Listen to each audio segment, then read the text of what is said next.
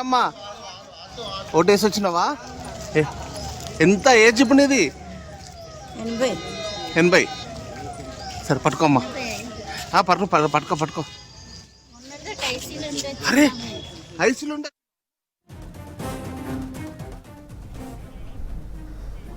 జూబ్లీహిల్స్ నియోజకవర్గంలో ఓటింగ్ కొనసాగుతోంది. ఉదయం నుంచే పోలింగ్ కేంద్రాలకు తరలివస్తున్నారు ఓటర్స్.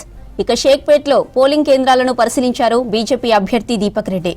కొన్ని చోట్ల ఈవీఎంలు మొరాయిస్తున్నాయని అధికారులు వెంటనే వాటిని సరిచేయాలన్నారు దీపక్ రెడ్డి.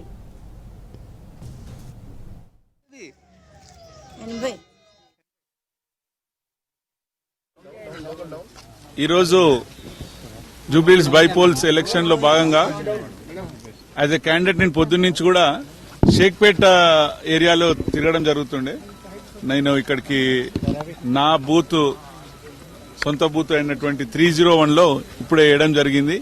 ఎక్కడ పరిశీలించినా ఎక్కడికి పోయినా కానీ జనాలు రోడ్లు మన లైన్లలో ఉన్న వాళ్ళు ఇలా అని చూపిస్తున్నారు. దాని మీనింగ్ మీరు అర్థం చేసుకోవచ్చు. సో ఓటర్ సడలి బాగానే జరుగుతున్నది. చిన్న ఈవీఎం మిషన్స్ అక్కడక్కడ మోరాయించినాయి, ఇప్పుడు మళ్ళీ స్టార్ట్ అయినాయని చెప్తున్నారు. బట్ వాళ్ళు కొంచెం తెలివితోని మరి వాళ్ళకి ఇన్స్ట్రక్షన్స్ ఇచ్చిరో ఏమో గానీ ఈ నెంబర్ 1 అనేది గోడ కానుకొని ఉంటే కొంచెం లైట్ కనిపించకుండా ఉండేటట్టు పెట్టిరనేది మా వాళ్ళది కొన్ని ఏరియాలలో ఉన్న complaints. But I told the officers please check, ఎందుకంటే గోడకు పెట్టేస్తే అది లైట్ కనిపించకుండా ఫస్ట్ కొంచెం ట్రిక్కీగా చేసిన అనేది కొంచెం మా వాళ్ళు చెప్తున్నటువంటి విషయము. బట్ అయినా కానీ వాళ్ళు పరిశీలిస్తున్నారని చెప్పారు. అయితే ఇప్పటి వరకు అయితే ఓట్లు నాకు తెలిసి 10 to 12% అయినట్టు మాకున్న ఇన్ఫర్మేషన్. బట్ స్టిల్ అందరు కూడా లైన్లలో వచ్చి స్వచ్ఛందంగా వేసిపోతున్నారు. ఓటర్లు కొంచెం పలసగానే కనిపించారు ఇప్పటిదాకా షేక్పేట అక్కడిక్కడ. బట్ స్టిల్ అందరు కూడా పాజిటివ్ గా కనిపిస్తున్నారు.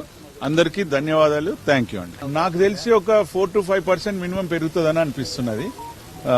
బట్ స్టిల్ ప్రజలందరికీ మళ్ళీ వేడుకుంటున్నాను, మీరు బయటికి రండి, బయటకు వచ్చి ఓటేయండి. లేకపోతే మనం ఇంట్లో కూర్చొని ఎంత మాట్లాడినా కానీ వేస్ట్ అండి. బయటకు వచ్చి ఓటేయండి మీ అందరినీ కోరుకుంటున్నాను. Thank you. నెంబర్ కనిపించకుండా ట్రిక్కీగా పెట్టిండి అనేది మా వాళ్ళ అభియోగం. In the sense they complaint that కొంచెం గోడకు పెట్టాలని పెట్టి కొంచెం కనిపించకుండా 1 అనేది అట్లా చేసిరనేది కొన్ని కంప్లైంట్స్ ఉన్నాయి. బట్ అయినా కానీ నేను పై వాళ్ళకి చెప్పడం, ఆఫీసర్ చెప్పడం జరిగింది. They said they will check it and get back. రాత్రి కాంగ్రెస్ పార్టీ వాళ్ళు మా యొక్క యువమోర్చా నాయకుడిని అసలు కాన్స్టిట్యున్సీ కార్నర్ మీద వాళ్ళు నార్మల్ గా రేపు ఇవ్వవలసిన కిట్స్ అవి పంచుకుంటున్నారు. అంతే, కిట్స్ ఉంటాయి కదా రేపు పొద్దున ఏమి పేపర్స్ అక్కడికి వచ్చారు, రేపటి నుంచి మీరు తిరిగితే మీరు అని చెప్పేసి కొట్టడం జరిగింది. ఇది ఎంతవరకు కరెక్ట్? ప్రజలు ఆలోచిస్తారు.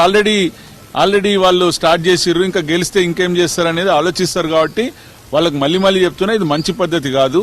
ఇప్పటికన్నా ఈ రోజు జరుగుతున్నటువంటి సడలిలో ఎవరైనా సరే స్వచ్ఛందంగా వస్తుంటారు, వాళ్ళని మీరు అబ్స్ట్రాక్ట్ చేయొద్దని చెప్తున్నాం అక్కడ వాళ్ళ నాయకులకి.